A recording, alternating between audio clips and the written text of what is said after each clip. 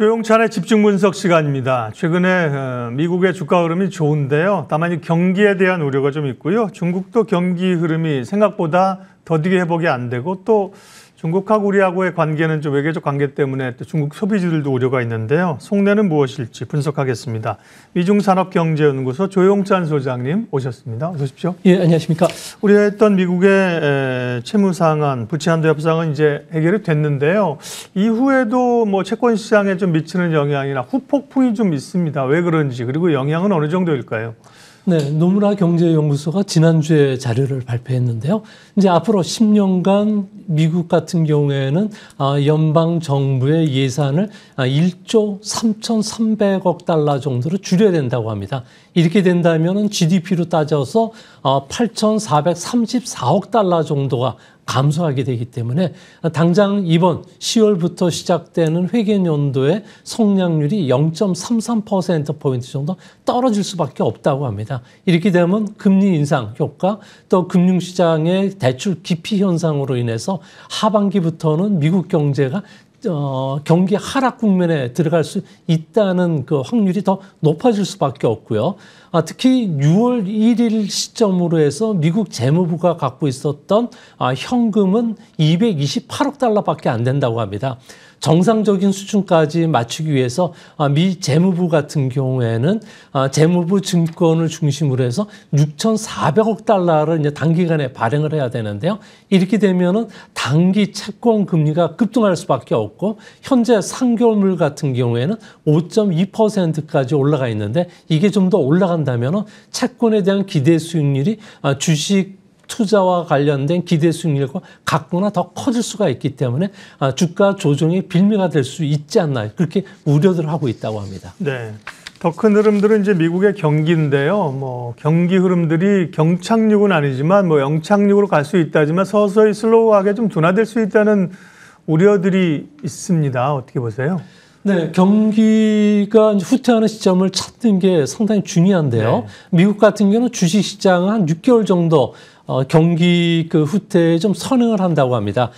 미국의 기업 실적들 같은 경우는 그 작년 3분기부터 실적이 악화됐는데 보통 4분기에서 5분기 정도 기업 실적이 경기 후퇴 국면에 좀 선행하는 그런 측면을 보여주기 때문에 이를 대입해 보면 올해 4분기부터는 경기 후퇴에 들어가지 않을까 주시장은 그렇게 보고 있고요. 다만 채권 시장 같은 경우에는 장단기 금리 역전 현상이 일어났던 게 작년 7월이었기 때문에 평균적으로 13개월에서 최장 한 18개월 정도 채권 시장이 선행한다는 점에서 이번 그 경기 후퇴가 채권 시장은 빠르면 8월 달부터 늦어도 내년 1월 달에 찾아올 것으로 보고 있는 그런 그 분위기라고 합니다.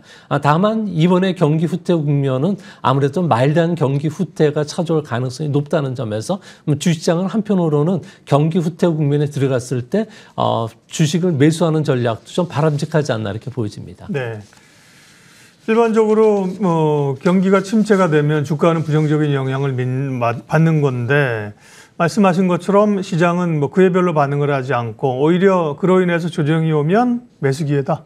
네, 그렇습니다. 예. 뭐 주식시장은 예의 없이 주가가 그 경기 후퇴 국면 직전까지는 하락하지만 경기 후퇴 국면에 들어가면 역으로 주가는 반등하기 시작하는데요. 미국 같은 경우에는 1960년 이후에 9번의 경기 후퇴 국면이 있었는데 평균 경기 후퇴 국면이 10개월이었고요. 주가는 바닥에서 평균적으로 21% 정도 상승을 했다고 합니다.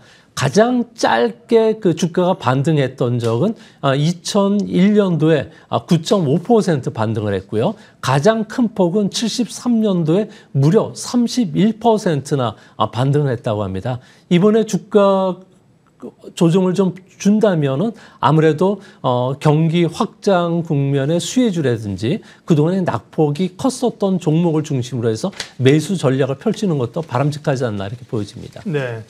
미국의 소비자 물가지수가 이제 5월 지표가 간밤에 발표됐고요.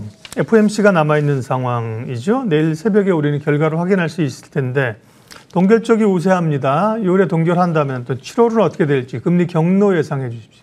네, CME 그 패드워치에 따르면은 6월달 금리 인상을 동결할 확률은 93% 정도 된다고 합니다. 뭐 고용 시장도 지금 안정이 되고 있고요. 어제 발표된 그 물가 지표도 이제 뚜렷하게 안정되는 그런 모습을 보여주고 있습니다. 이 때문에 7월에도 아무래도 금리 인상을 재개할 확률은 현재 CME 패드워치에 따르면 65%로 보지만 최근 들어와서 이 확률이 점점 떨어지고 있다는 점에서 이제 앞으로 물가 상승 압력이 완전히 잡히는 4분기부터는 금리 인하 과정에 들어가지 않을까 이렇게 보여집니다. 네.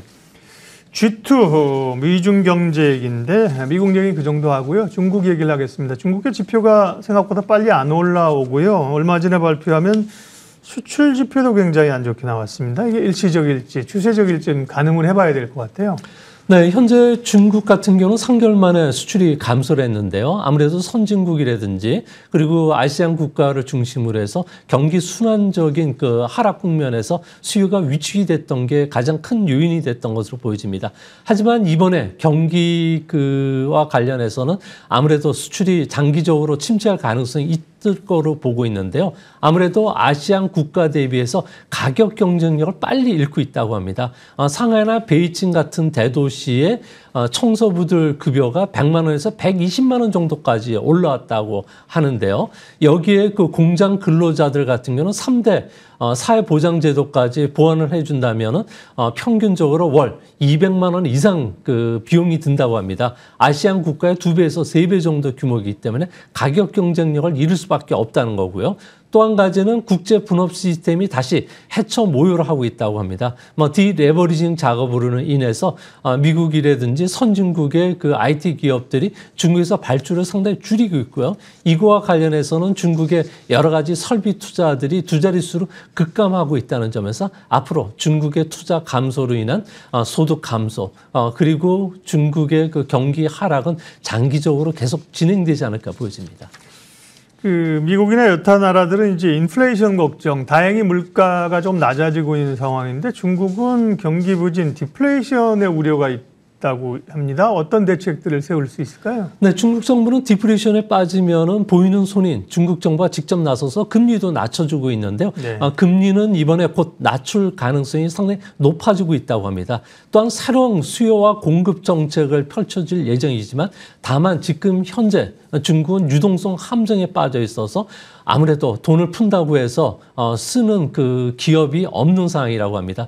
또한 부동산과 관련된 성장이 지금 다시 고개를 들다가 다시 꺾이고 있는데요. 이 때문에 중국에서는 건축 자재를 비롯해서 가전, 자동차, 오토바이, 가구와 같은 산업들의 재고가 상당히 좀 늘어나고 있다고 합니다. 네. 이 때문에 중국 같은 경우는 새로운 성장 엔진을 개발한다든지 미국과의 그 전략적 협상이 나서야 되는데 고집이 센 그 시 주석 입장에서는 반간첩법을 철회한다든지 집권 철학인 공동 비율을 예. 꺾을 가능성이 없다는 점에서 중국 경제는 좀 하락 국면이 지속될 가능성이 상당히 높지 않나 보여집니다. 예, 시간이 많이 갔어요. 할 얘기가 많은데 중국과 우리 관계가 요즘 어렵습니다. 중국 대사가 이제 대놓고 좀 작심발언을 하고 있는 상황인데 중국의 속내는 무엇일지, 우리 대응 전략은 어떻게 가는 게 이건 정치적인 게 아니라 경제적인 측면에서 그렇습니다. 좀 짧게 한 30초 정도만 얘기해 주십시오. 예. 네, 중국 외교 같은 경우에는 그 고대 그 진나라 때부터 이어졌던 합정연행이라든지 원교 금교 정책을 아직도 쓰고 있다는 겁니다. 현재 세계는 다민족 그리고 다인종, 다종교 세계인데 이런 그 공갈과 허정성세를 계속 진행을 한다면 세계 곳곳에서 문명 충돌이 일어날 가능성이 크고요. 이게 대표적으로 우리나라에서도 발생했지만 다른 나라, 유럽권이라든지 미국 그리고 일본에 대해서도 이와 같은 정책을 쓰고 있다는 점에서 네. 중국 같은 경우는 중국 주도의 세계 질서는 이제 물고 나갈 가능성이 크지 않나 보여집니다. 네, 이중산업경제연구소 조용찬 소장님 함께했고요. 인사드리면서 오늘 이슈 MB는 여기서 마치도록 하겠습니다. 함께해 주셔서 고맙습니다.